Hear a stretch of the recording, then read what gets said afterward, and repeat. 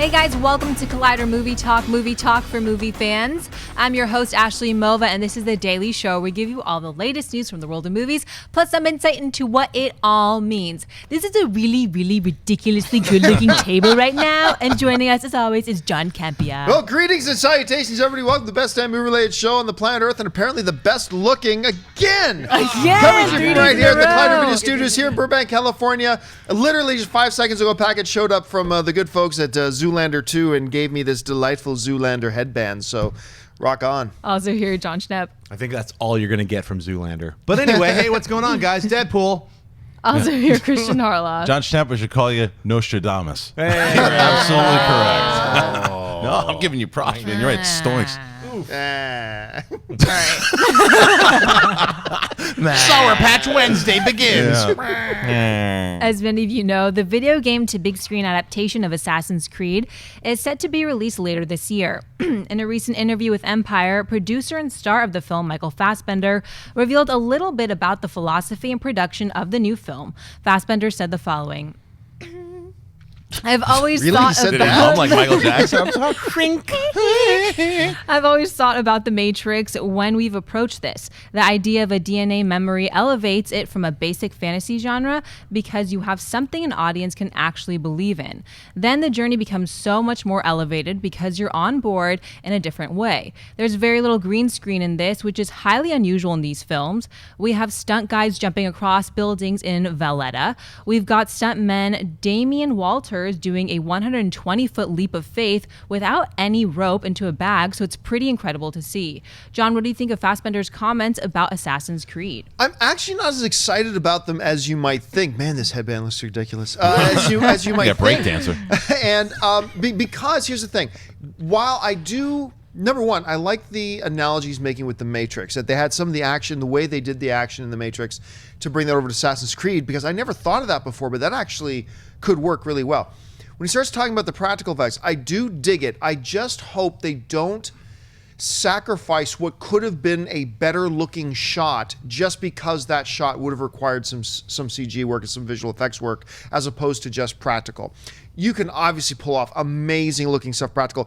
And with Assassin's Creed, with all the what do you call that, parkour going on in it, that can look really, really cool. Again, I just hope that if the director thinks they could have had a better looking shot using CG, they don't sacrifice that just for the sake of staying practical. But other than that, this is pretty cool. I'm really liking what I'm hearing from Fassbender about this, and I'm finding myself getting more and more excited about an Assassin's Creed movie. Anyway, Schnepp, what about you? Yeah, his comments really got me jacked up, and I'm glad that they're going to use those elements from the movie, from the video games into the movie, and also keep that kind of that realistic parkour sensation that you'll be. I think using the same director from. That he worked with Macbeth. I didn't really like Macbeth that much, and so I feel like hopefully he's able to nail these action scenes a lot better. And hearing that it's a less green screen to me is at least more exciting. Knowing that they're still going to go with that ability to go back and forth in time, just like the game. So I love the comments. I really do. I think that for the reasons you guys are talking about with parkour and everything, and I also like this kind of new wave that we're in with big budget films where they're not just relying on CGI. CGI is very necessary. The green screens are necessary for a lot of films too, but when they're not just relying on it to say, okay, we're going to do a big budget movie, so we have it, so let's just use it. I think that sometimes it can fall back into lazy storytelling. Yeah. But I also agree with you that if it happens to be a shot that could work, don't just say, well, we're doing it this way, so let's just, it could have been a better shot with CGI. But I do like what they're doing here, and I think that it fits Assassin's Creed, so I love these comments. All right, what's next? For some time now, Universal Studios has been hard at work getting their interconnected movie Monsters universe up and running. Recently, it was announced that Tom Cruise has joined their film The Mummy, and now they've added another superstar. According to a report in The Hollywood Reporter, Johnny Depp has signed on to appear in The Invisible Man, with Now You See Me and Men in Black screenwriter Ed Solomon writing the script. The original film is based on the H.G. Wells novel of the same name, which is told of a scientist who finds a way to become invisible, losing his sanity in the process. Schnepp, what do you think of Johnny Depp joining the Universal Monster Cinematic Universe with The Invisible Man? I have to say, this new Universal Monsters thing is starting to sound pretty cool. I think if Depp is used wisely, he'll be a great Invisible Man as long as they don't make him a cartoon character. If he's used in a scary way, because Depp could be scary if you've seen a few of his films. I think it's a good call. I wonder if Tom Cruise is going to play the everyman who bridges all these films together, because they haven't really announced that. So we don't know if like there's just going to be a standalone star for each of these Universal monster films, or is Tom Cruise going to kind of be the Jason Bourne of the Universal monsters and like track these guys down or not. So but I buy it. I think it's a good call. Kristian? Yeah, I'm with it. I mean, look, they're using the money that they're making. They did it pretty well last year, Yeah. and they're spending their money, and that to me shows that they care about what they're doing also. And then Johnny Depp has been in some movies that were like, I don't mean. Look, Black Mass was great, and he was good. He returned a little bit more to the Johnny Depp that we wanted to see, but. This movie, this Invisible Man movie, I'd like to see what he does in it. I think that by adding him, going back to your phrase, it's never a bad thing to add some talent, and he is at the top of the list of talent here. And I think by putting him in there, then mixing it together, you have Tom Cruise who maybe be that connective tissue. This could be something really interesting to see how they play this all together. Now, whether or not we get a good movie out of it, who the hell knows, but it's certainly promising. The one thing that this says to me, when you look at this in the light of the Tom Cruise casting for The Mummy, is that, yeah, Universal's all in. They're not going to half-ass this. And because I think for a long time, we heard about Universal wanting to make this shared monster cinematic universe, right? But it still felt to me like this is like a little experiment of theirs. They're going to treat it, they're going to give them modest budgets, and they're going to play, and if it works, great. If it doesn't, whatever. But when they signed Cruise, it made all of us go like, wait, what? Right. And now Johnny Depp, I mean, it's like, no, they are deadly serious about this. They want this as an ongoing, profitable franchise, and they're going to throw everything, including the kitchen sink, at it. Well, it's also all they really have right now in regards to a shared universe, like everybody else. Yeah. Now you look at what Fox now, obviously, with X-Men and now Deadpool and Marvel, obviously DC. They're trying to build, because even with Fast and Furious, if they were going to do something else, although Jurassic World is depending on where they go with it, but this could be something where they can connect movies together. Everybody has successful movies that the shared universe, and they're making a play for it. So who's next? Like Frankenstein. No, but I mean, no. I mean, actor? Tom Cruise, Johnny Depp. Who else would you put in that category that they signed for the Wolfman or something? I'd like go that? after a woman. I'd go after a big star woman as well too, and see. And I was like Hugh Jackman and Charlize Theron. I was going to say both those names. I swear I was going to say both those names. Because both of those names make sense. I mean, Emily Blunt. This kind of like big field casting. You want to get names like that. So. Yeah, I think Emily Blunt would be good too. Oh yeah, Emily Blunt would be great. As the werewolf woman. The werewolf. That's the werewolf woman. All right, folks, we reached that part of the show now for buy or sell. Here's how this works. In front of her, Ashley's got a few other items in the world of movie news. She's going to run them down. Then those of us at the table are simply going to say whether we buy it or sell it. So, Ashley, what do we got? The wait is finally over as Deadpool opens in theaters tomorrow night, and it looks like Fox isn't waiting long to get a sequel out there. According to a story in The Hollywood Reporter, Fox has already issued the official green light for Deadpool 2 amidst huge test screening numbers and positive critical reviews. Director Tim Miller and writers Rhett Reese and Paul Wernick already have ideas in place for a sequel, and although Miller is not signed yet to helm the sequel, the report claims Fox intends on having the whole creative team back for the second round. Kristian, buy or sell Fox greenlighting a Deadpool 2 already? Huge buy. Makes a lot of sense. It's already, I mean, I think it's the top earning ticket getter on Fandango right now. It's people are loving it. The reviews from fans and people like ourselves who are into this genre are loving what the freshness of it. It makes a lot of sense, and they go off the tracking and they go off of what people are talking. So why wouldn't you? And I also think when you see the movie, without spoiling anything, it would make sense to make another Deadpool 2, because like we were just talking about with shared universes, this is going to help their overall shared universe. So I think it's a no-brainer, and it's going to do well this weekend and overall. So yeah. Schnepp? Yeah, I mean, people have been calling me nuts. Buy or sell? Oh, Bob buying this, yo. I was going to say Deadpool 2, I'm super glad they announced it. I think they're already talking about Cable as being part of Deadpool 2, so it makes total sense to get the original writers and Tim Miller back. I mean, it's a fantastic crew that they have that put this entire thing together. They stuck with it. They stuck with the idea. They made it happen. They made an R-rated comic book movie come to life, and it's incredible. So it's great news to hear that it's already got a greenlit sequel before it even comes out and breaks 100 million. You know it, man. It's going to happen. I'm going to sell it. By the way, it's going to make $68 million, which is a huge win for them. Huge win. I'm going to sell it. And the reason I'm going to sell it is obviously not because I don't want them to do Deadpool 2. We just actually recorded our spoilers review, which will be up in just a couple of days, or maybe probably tomorrow night or Friday morning. Our spoiler review will be up, so make sure you check that out. I love Deadpool. I gave it a 10 out of 10. I think the 7th film I've ever given a 10 out of 10 to. You may not make it a 10 out of 10, but I do think you'll give it a 7 or an 8 or a 9. Whatever. You're going to walk out having enjoyed this movie. I love that they're doing this. But I do think them announcing... Look, this is a marketing ploy. This is a marketing ploy. Say, oh my gosh, this Deadpool's opening tomorrow. Did you hear? They're so confident. They've already. Okay, so it's a marketing ploy.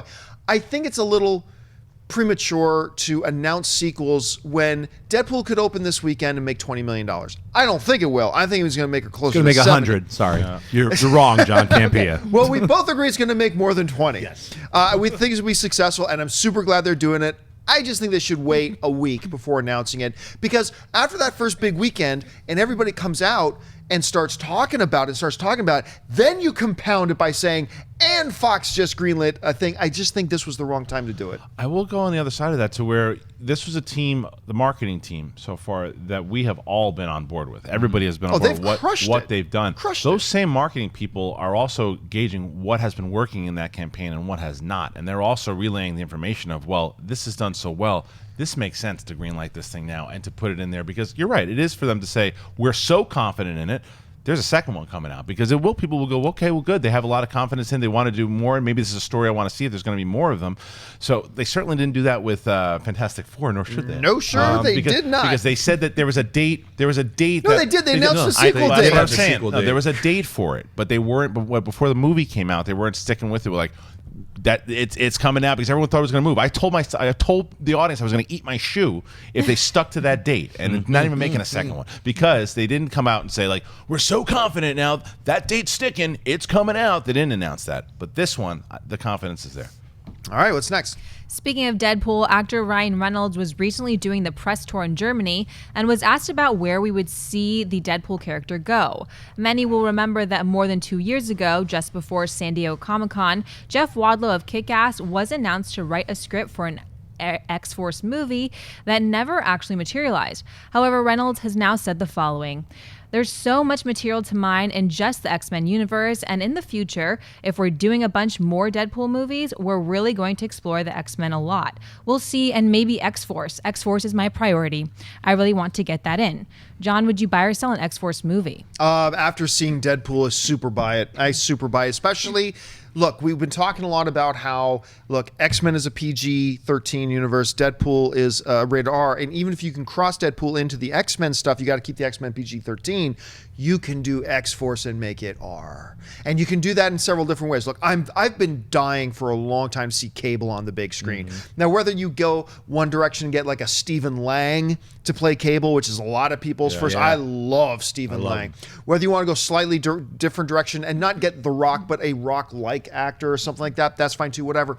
We've been dying to see Cable for a long time. You can approach this a couple of ways. You can either say do Deadpool 2 and introduce Cable, and then that becomes a segue into X-Force, or you can save Cable for X-Force and do it. There's a lot of different, now, then becomes, do you bring Domino in? There's a lot of different people. Do you try to get a new actor who is not Hugh Jackman to come in and be Wolverine? Do you use Wolverine at all? Can you convince Hugh Jackman to keep the tights on? I just don't know at this point. But I love the idea of it, especially after seeing Deadpool. So for me, it is a buy. Kristian, what about you? It is a buy for me, but it is actually a buy after Deadpool 2, because if they are going to put, whether it's Hugh Jackman or Wolverine or whoever it is, they're going to have to spend a little bit more money on the cast. And that's one of the things inside of the Deadpool jokes anyway. But I think that by doing that, after you see how the movie does this weekend, right, or in general in its run, and then Deadpool 2 comes out, and then that does really well, and now we're so familiar with the character of Deadpool, then introduce X-Force, Cable inside of Deadpool 2, then bringing in X-Force, I think that you create a lot more possibility for success. Not that you wouldn't have success without it, but I think more success after getting 2 Deadpools out of there first. I'm going to buy this, but I think them announcing Deadpool 2 before Deadpool comes out officially is smart, because after Deadpool is a gigantic hit, then they announce X-Force. So that's what I think they're saving the announcement for, is like, look, we already know we're going to replace that Fantastic Four date with Deadpool 2. That's happening. But check it out. Once, like maybe 2 weeks from now, I bet you Ryan Reynolds is going to announce X-Force, and we already know Cable is going to be introduced in Deadpool 2, so that's just that launching ramp right into X-Force. Do we know that? Yes. Who said that? That's the secret, it's in there. It's okay. Yeah. I have not heard that. All right. Well, it's all over the place. So. Yeah. Okay. All right, what's next? Fast and Furious 8 is already targeting an April 14, 2017 release date, and we may now have an idea of what Universal is looking for as their next villain. According to Deadline, Universal is focusing their sights on landing none other than Charlize Theron for the role. Theron is obviously no stranger to movies with high-octane car action, having just starred in Mad Max Fury Road. Fast and Furious 8 is being directed by straight-outta Compton Helmer F. Gary Gray. Schnepp, would you buy or sell Charlize Theron as the villain in the next Fast and Furious movie? Super buy. I love Charlize Theron. I just got a chance to. George Miller was in town in person. You went to that? Yeah, I went to that screening Mad Max Fury Road and then Road Warrior. There was a ton of people. Witness! What's up? She's incredible. She's an amazing actress. She can do all the stunts herself. She's, as you saw, I don't know if you ever saw Ian Flux. Not a good film, but she was awesome in it. She's an amazing actress. So to get her involved, especially to be the villain, is fantastic. I really hope they do this. Yeah, I buy it. I mean, look, I'm interested in seeing The Huntsman because she's coming back for that. Right, she totally, is right. incredible. But here's the funny thing. I'm not even really truly buying it because it's Charlize Theron, although I would buy it just on that basis alone. I'm really buying it because I really like the idea of Fast and Furious bringing in a female lead villain. Because let's be honest, ever since Fast and Furious 4, I didn't like the first 3 Fast and Furious movies. Started to like it at 4, and then I fell in love with it at 5. But the Fast and Furious franchise has not treated women very well. I mean, they're secondary characters at best, just used as love interest or motivation for the Or die and then they come back. Or die and come back, or come motivation for the male leads, stuff like that. It would be really cool to see them step up. Now, if you're going to get a female villain, Charlize Theron. I mean, come on, would just be perfect. Look, according to the report, it's not a done deal. It's not a signed thing. They've just targeted her. But I think it would be a great role for her to take, and I think it'd be a brilliant move for them to get her on board. And I think she'd do great with F. Gary Gray as well. So for me, it would be a massive buy. Kristian. Who else could play my wife? You know what I mean?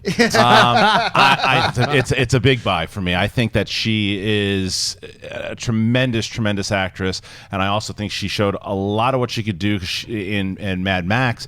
Plus countless other roles, but there's something in Mad Max to where Furiosa was obviously the protagonist in that, even more so than Max. But I think that she also showed that she could get dark. Because in the beginning of that movie, it's like she's part of the crew. She's part of the. She's been running, like, was the top guy's general. You know, so to show what she's done there, and she played in Prometheus. She was not the nicest of people too. So she can hit, and like you mentioned with the Huntsman, she can go that route. So I'd love to see, and for that reason alone, a female protagonist with that talent. I think it's a big buy. All right, guys. Well, listen, it is Wednesday, which means it's time for us to take a little trip down memory lane in Rewind, brought to you by our friends at AMC Theatres. Rewind is a segment that I affectionately refer to as the Feeling Old segment because we look back and celebrate the films celebrating their 10th anniversaries this week and their 20th anniversaries this week. So let's start off with the movies that turned 10 this week. And turning 10 years old this week are Curious George, Final Destination 3, The Pink Panther, and, of course, everybody's favorite Harrison Ford film, Firewall. Celebrating, if you want to feel really old, their 20th anniversaries this week are Beautiful Girls and, of course, everybody's favorite John Travolta movie, Broken Arrow. Kristian, let's start with you. Out of these films, which stand out to you? The Broken Arrow score. Dun, dun, dun, dun. I don't know. I'd probably have to say Beautiful Girls. That's the best film out of all of them. It was a really good movie. If you haven't seen it, it's kind of underrated. I enjoyed the movie. Younger Natalie Portman's in that. Super young. But I think that movie is underrated, but clearly the best film out of all of them. You look at 10 years ago, and they thought it was January, I guess. But as far as Curious George goes, it's still a movie. Like, my daughter watches it, plays to kids, and I've always been a Curious George fan. But Firewall, I remember being excited for that movie and left. It was like one of the first movies I remember being really disappointed with, a Harrison Ford movie. But yeah, I don't care about anything else. Schnepp? Yeah, well, we were talking about Firewall 2, The Big Hack, that sequel that Harrison and Virginia Madsen will be in. It's coming up in 2042. But, yeah, the one that sticks out to me, I have to say, is Broken Arrow. I remember seeing that and enjoying it. It was a fun action film. I can't even remember if it's rated R or not. But that's back when, like, a ton of action films were always just rated R. You're like, it's going to have some gunfights, some sex, some violence, and some dumb, super cool And action Travolta was the villain stunts. in that one. Yeah. So Travolta that was was kind of a Howie new thing Long. at the time. Yeah. Oh, my gosh, that's right. Before he did that forest firefighter movie, Whatever, like right. Hot Jumpers or And whatever. Christian Slater was still a rising star. He was like, he had just done True Romance. Obviously, John Travolta I'm pretty sure he'd already done Pulp Fiction, so he was back. So he was like, castable Yes. again. Oh, yeah. And So, Slater like, get Reed. him in there, but now he's a villain. Yeah. So it was fun. I remember going to see it, and I was like, I didn't hate the film. I was like, it was an enjoyable film. I enjoyed it. It's John Woo also, right? Yep. Isn't it? Yes, Yeah, it was John Woo. I enjoyed the movie when I saw it in the theater, but I went back and watched it about a year ago. It doesn't hold up at all, unfortunately. No, I haven't rewatched it. I really enjoyed it in the theater. Yeah. Like I said, I had the score, and I Yeah. probably saw it like 2 times in the theater when Right. I saw it because I was to see Travolta as the villain, and I was a big Slater fan, and I also love Pump Up the Volume, and they reunited him and Samantha Mathis. But yeah, the movie, it's 20 years old, and it feels 20 years old. Tell me this. Of this film that's also 20 years old, Yeah. Face Off with Cage. Oh, my and holds God, Travolta. I love that No, because I movie. watched that a year ago, and I was like, that That still holds up. holds Yeah. Oh, my God, I holds up. love that Face movie. Yeah. off. Yeah, it's like, Your face yeah. off. I need to ask you something. If I asked you to, no, let me rephrase. If I let you That's right. suck my tongue, would you be grateful? I love that movie. It's such a Damn, great I gotta film. watch that movie again. Yeah. The ones that stand out to me is Broken Arrow. I still remember because I did like it a lot. But it's been like Schnepp. It's been a long time since I've seen it again. So maybe you're right, and it doesn't hold up. Yeah. But I just remember this one line, and I think it was Christian Slater said it. Because the movie's about the Broken Arrows, a code name given for when a nuclear missile goes missing. And so this guy in the government's telling Christian Slater about this, and Christian Slater goes, I don't know what's more scary, that a nuclear missile is missing or that it happens so often you've given it a code name. I like that line a lot. The And boxing scene in the beginning is really the good. Howie Long stuff. I Howie totally Long's forgot so Howie bad, Long was in that. All right, folks, we reached that part of the show now for mailbag. Listen, if you've got a topic or a question you'd like us to address on the show, you can just email us anytime at collidervideo@gmail.com. And by the way, if you're watching us live, at the end of the show, we're going to save a little bit of time to take some of your live Twitter questions. So you can start sending in those Twitter questions now. Simply tweet to us at collidervideo on Twitter, and Ashley will pick out a few at the end. But for now, let's get to our mailbag questions. So, Ashley, what do we got? Victor Edbaum writes, my question is regarding the Bad Boys franchise. We know that Sony has announced release dates for 2 more sequels, one of them being Bad Boys 3 with a release date of February 2017. But there's been pretty much no updates at all since that announcement. The IMDb page for Bad Boys 3 has 2 writers attached to the project, along with the rumored director in Joe Carnahan. And as far as I know, neither Will Smith or Martin Lawrence has been confirmed yet, although Lawrence has several times hinted at the fact that the sequel is happening. With the release date being just 1 year away, you would think that things would get moving pretty soon. Have you heard any updates on this? Yeah, actually, just recently, Will Smith was being interviewed, and he said, like, him and Martin Lawrence have actually not seen each other in 2 years. Wow. And he said they just got together believe it was last week. He said we hugged, looked at each other's eyes, and he said you just knew it was on. He goes, and then he said, yeah, another Bad Boys is definitely happening. That's Will Smith's quote. Another Bad Boys is definitely happening. So now that's not from the studio, although they've set a release date of sorts. I still haven't heard that Lawrence or Smith have signed. I don't know what the circumstances were with them getting together. If it was specifically to talk about maybe doing a Bad Boys 3, and then Smith saying, as soon as we hugged, we knew it, it's on, then I think it's probably a pretty good bet you're going to see them both return. How do you interpret it? I do think a third one will happen. Now, this is, to me, premature to say that you're going to do 3 and then 4. Let's see how the third one goes because it's been so long since the second one goes. That to me is premature. But I do think this will happen. I love the idea of Joe Carnahan doing it. I think he's perfect for Bad Boys 3. I hope that happens. But I do think it'll happen. I think that from that, exactly what you said, them sitting down, having that conversation, meeting, they probably had a really good meeting and said, okay, well, let's figure it out. Let's figure out what the take is. And they both need Martin Lawrence certainly needs it, but Will Smith needs a movie in the commercial space again, so I think this could be it. He does have Suicide Squad. Yeah, but that's kind of a collective thing though too. That it's going to be. I mean, you could put Will Smith in that role helps tremendously. But if you took Will Smith out, put him out with another big actor, Suicide Squad's not going to fail. That's you can't do Bad Boys 3 without Will Smith, obviously. I agree. So that's his franchise. No, and I remember them talking about doing Bad Boys 3 without them. And I was like, why? Just call it something else. I mean, you're just going off of, you're tagging a name franchise, and if you don't have Martin Lawrence and Will Smith, their chemistry in both of those first two films is what differentiates it from a series of massive explosions and car chases, is the people in it, you know? Right. So that's the only reason I would want to see a Bad Boys 3 is if those two stars were in it. So I didn't even know that news that they met up. So that makes me excited to see the film, to be honest, because if they don't know who it is, I think Joe Carnahan's a great director. He'd be like, you're wasting your time doing Bad Boys 3 if you don't have these guys in it, because it's like he's a better pedigree director. He can do car explosions and cool action scenes, but he can also do stuff like Narc, which is like, you know, it'd be like Point Break again. It's like why Exactly. They should have called Point Break something else. Yeah. Let me throw this out there. Let's say that Will Smith and Martin Lawrence don't sign up to do it, okay? Yeah. And they decide to move ahead, and let's say they get a Joe Carnahan on, and then later they announce that the new leads of Bad Boy, they're going to be new characters, and it's Chadwick Boseman and Michael B. Jordan. Does that get you a little bit more interested? I know, because I'm with you. Like, if you can't do a Bad Boys 3 without Smith and Lawrence, but if you tell me that, and it's like a Chadwick Boseman and Michael B. Jordan, then I'm like, I'm seeing it. Maybe I'm seeing it. No, I'm Yes. seeing it. But I'm still saying why and what does it play in the storyline? Like, because again, going off of Ghostbusters, I like the cast, the female cast, but I also think that it should continue the lore that's already been put there. I don't think that it needs to be a remake. I've been saying that over and over again. It's the same thing with that situation happened. I'd be like, okay, well, what happened in the previous Bad Boys that now led us to this new cast? What's the reasoning behind it? I don't like when they just, here he is. Right. Are Chadwick and are they the brothers or sons? What are they? Yeah. How are they related? You know, it's like, are they, you know, so it makes sense. But I like those two names, and Carnahan instantly made me rethink and be like, nah, I'll see Bad Boys 3. But you could even throw in another, and I think that you could even say, why call it Bad Boys and make it another, because those guys alone and Joe Carnahan with a similar type of story, but not calling it Bad Boys. Brand recognition. Sure. Right. But I mean, but it's still, but you risk the fact that people going, well, why aren't Will Smith and it's the third one, and it was like 15 or 20 years ago. Right. So that would be my thing. Like, why bring up, you know, this brand recognized thing that was, I think the first two were directed by Michael Bay. So it's like the first two all were, these kinds of explosions, and it just won't have the same feel because Right. Joe Carnahan is not Michael Bay. No. They're totally different directors.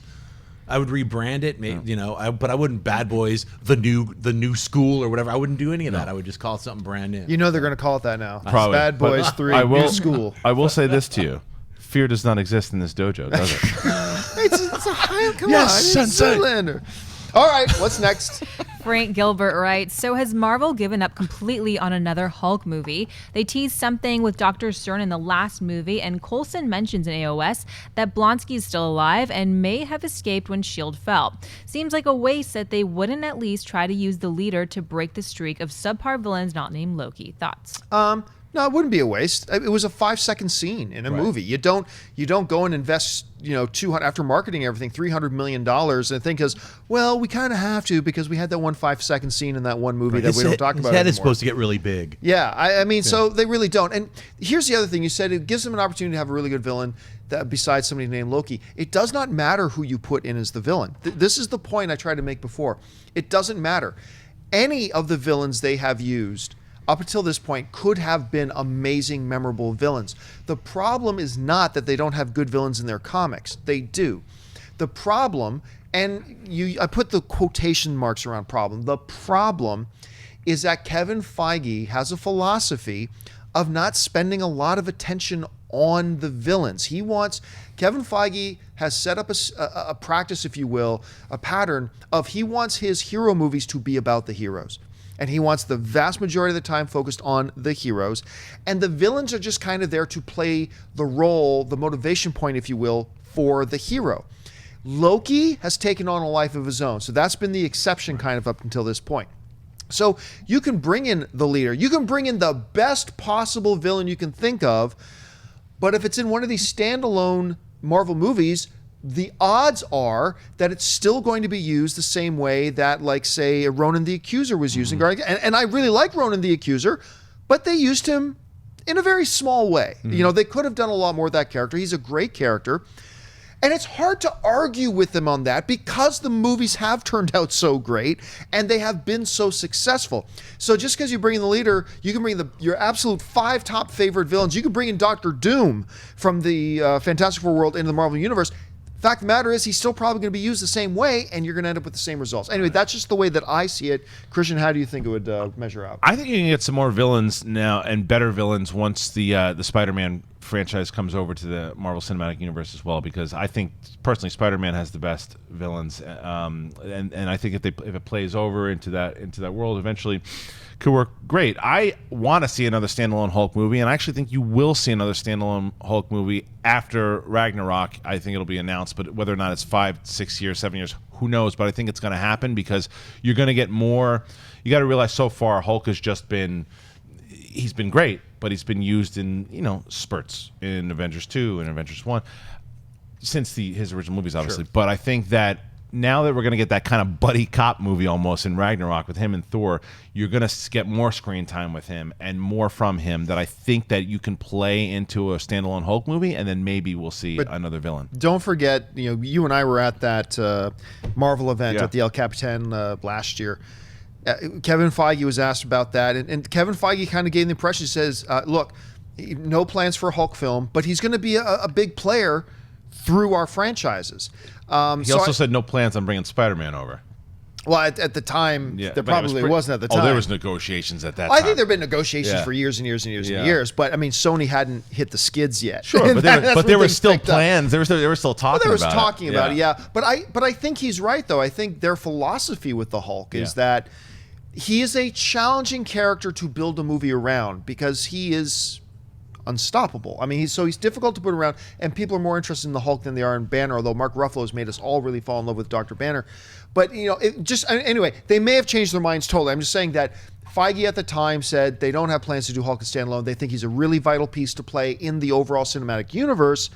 But much like then he drew a comparison to Black Widow. Right. That's just like she hasn't had her own standalone, but she might get her own standalone too at some point. You know what, though? So I really like the Ed Norton Hulk movie. I really enjoyed that film a lot.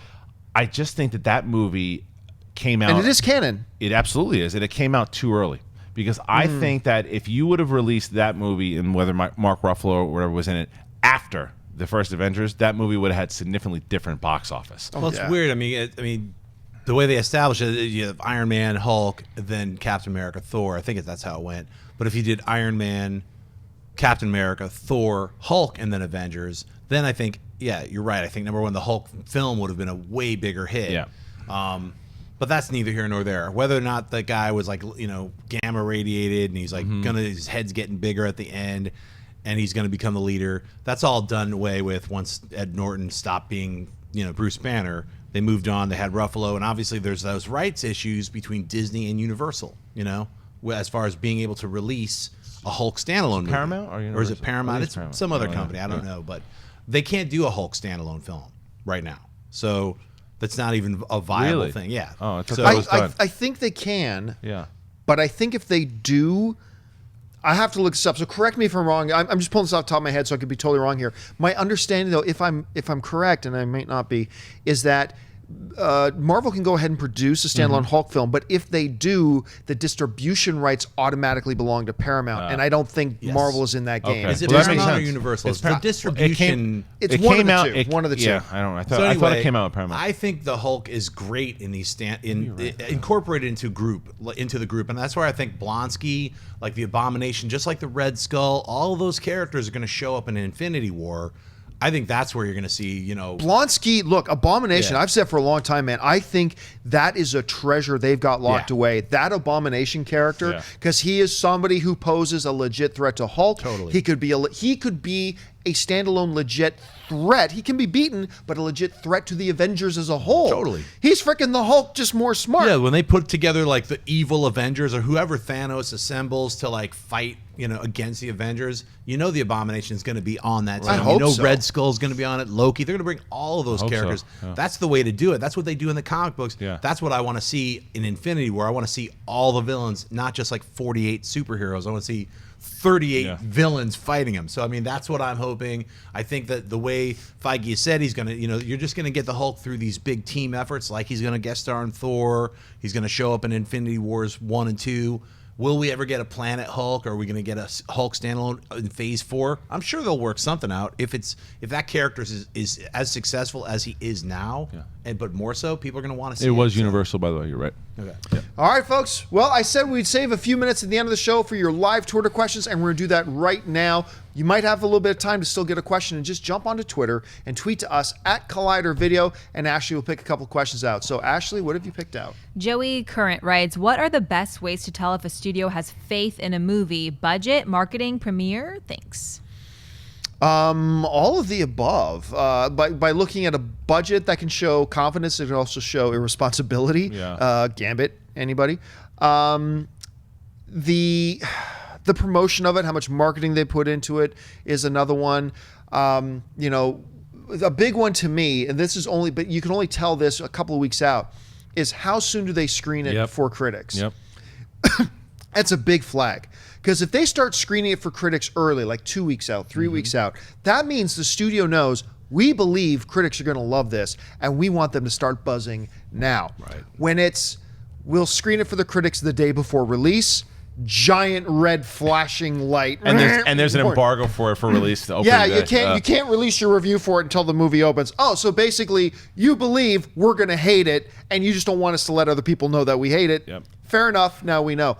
Now Star Wars was an exception to that, because Star Wars is a cultural phenomenon, and there were major spoilery things in that movie that they just wanted to keep a zip lid on and not let get out. I understand that, so that's cool. But don't tell me that for a $50 million movie with some stupid plot lines. Oh, no, we're just doing it so spoilers don't get out. No, shut up. You're doing it to hide the movie. Right.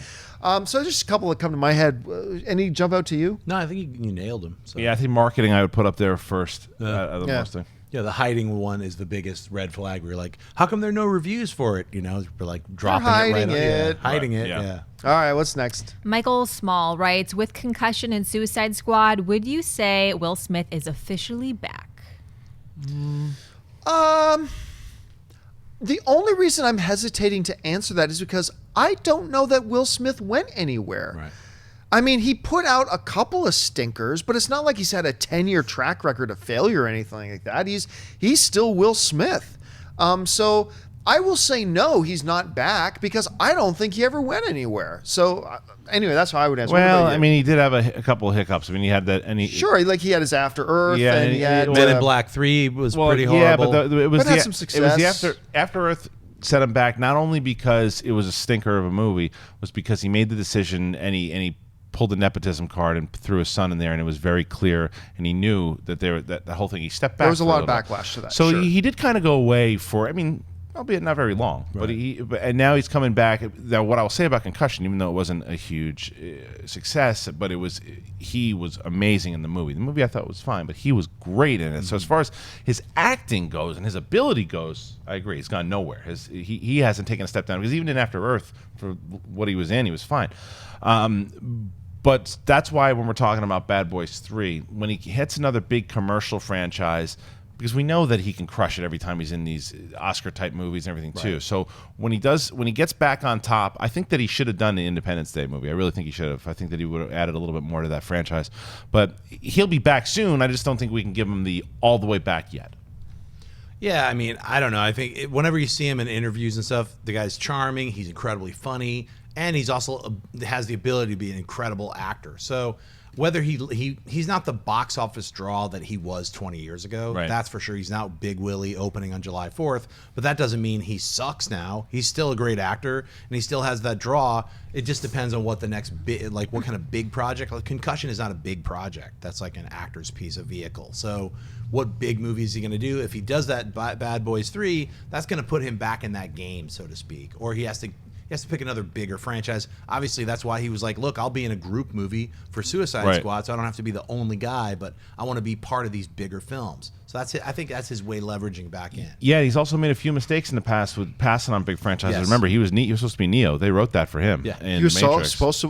He was supposed to be the lead in Django Unchained. Right. So there were a lot of things that he has maybe said no to that this time with the way that Warner Brothers is making a push in the DC universe that he jumped at his chance, even though it was an ensemble. Totally. All right, what's next? Joey Current writes, what is the juiciest secret about a movie that you couldn't tell anyone until it came out? Oh, man. I can't.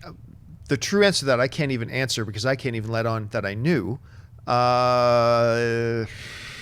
Well, we all saw Star Wars like a week and a half before it came out. I saw Avengers 2 weeks before it came out. So But I mean, couldn't like, talk you about- knew even before you saw the movie. Like, something you knew about a movie even long before the movie even came out that you weren't allowed to say. Oh, yeah, like the Avengers Age of Ultron set visit. Well, yeah, because you were on set. Yeah, See, so I couldn't that's talk big. about Vision. I couldn't talk about what any of the characters looked like or what was happening with, like, Ultron, things like that. So that was hard, especially for me because I'm a stupid nerd. So I want to share the excitement. So, I might have told a couple of my close friends, but I swore them to do not say anything. So, but that's how all secrets are. So Similar for me for the Ant-Man set visit. When I got to see, like, when they took us twice. The first time when we actually went to the set visit in Atlanta, and then right before the movie came out, we went to San Francisco to ILM and watched a lot of the footage, and they showed us the scene of Ant-Man and the Falcon. And I was like, and nobody knew that was coming out, and they showed us that, and we couldn't say anything, and I'm like, so that was the one. All right, what's next? Jonathan Peck writes, pitch your comedy dream team. My pick is Rogan, Franco, Pegg, Frost, and Key and Peele. Please make it happen. Wow. damn. pretty good. I actually don't think that movie would work. It's just a too. lot It's too just many. too Too much. many. Yeah, Comic. it's just too much of varying styles. What about Nice. 3 different teams all set to do something? So you just cut it up. I think best comedy teams work in small teams. Right. Whether you're talking about like an Abbott Costello, a Key and Peele, a John C. Reilly and Will Ferrell. I mean, every once in a while you get these movies like Anchorman, which is a larger conglomerate, but that's like that's your true lead anchor guy, no pun intended, Right. with some supporting players around him. So I actually don't think a comedy with all those names, I don't think would gel well. I don't think it would work. I want to see like a dramedy with Steve Carell and Louis C.K. because they Oh my God, that would be awesome. because they both come from the starting in comedy, being really funny dudes, and both have transitioned into both being really good dramatic actors. And I think that to see them in a comedy like that, whether that they were friends who, something, maybe they were mortal enemies at one point, then they're friends, or maybe they're just buddies and they're on a road trip, whatever it is, I'd like to see those two guys. I want to see Ryan Reynolds and Will Smith team up in a buddy cop film because I think those guys' chemistry. They were on a show, Graham Norton show. They were riffing, they were laughing, they were joking. I was like, man, that is a dream team right there. Yeah. You brought up Carell. I don't know why. I find it odd that Steve Carell's not getting more chatter for his role in The Big Short this year. I thought I'm with you, man. he was so good I in actually that think he movie, might have yeah. been better in that than he was in Foxcatcher. Because he was damn good in Foxcatcher. Foxcatcher. Very different You ever character. seen interviews with that real dude that he played? Yeah. I mean, he was that guy, man. It was creepy. That Foxcatcher for me is the one he's so good in it a that very it's creepy film. I can't even watch the damn thing again. It's so creepy. Yeah. All right, let's take 2 more. All right, Dylan Davidson writes, would a Plagueis Palpatine anthology movie interest you guys? Yes. Well, you didn't read the story, did you? Did you read Plagueis? Did you read the list? I didn't read Plagueis. That's the same author of Tarkin. Right. And from the way he set it up, that book is a damn gangster film. It is amazing. You will change your tune if you read that story, because I understand. You're like, I've seen it before. The opera, the way that James Luceno in that book, it's the one thing of the canon that got wiped out that I was like, because But they brought elements already from the Plagueis book into the canon. And What James about- Luceno was able Yeah. to do it. What about Snoke Jar Jar? Now, that could be, I'm down. That could be a kind of. All right, last question of the Right. day. Sammy Scores writes, what movie, if any, have you walked out on? Bushwhacked. Bushwhacked. I've walked out on 3 movies. The first one was Dark Water with Jennifer Connelly, yeah. Jennifer Connelly. I walked out on that. That was horrible. Then I walked out on the Johnny the guy from Jackass. John Knoxville. I walked out on the Johnny Knoxville film Special about the Olympics Special one, right? Olympics Yeah. one. I think it was called The Ringer. Because I Yeah, get it. yeah. They were trying to empower and embolden special needs Olympians and stuff like that. But it actually came across just as mean and dirty to me. I don't mean dirty as in sexy dirty. Yeah. I mean like just. It felt like we were making fun of people with special needs the whole time, and I just was very uncomfortable with it, and I ended up leaving. Then the third one was more recent, and it was movie 43. I was in that one for about 10 minutes.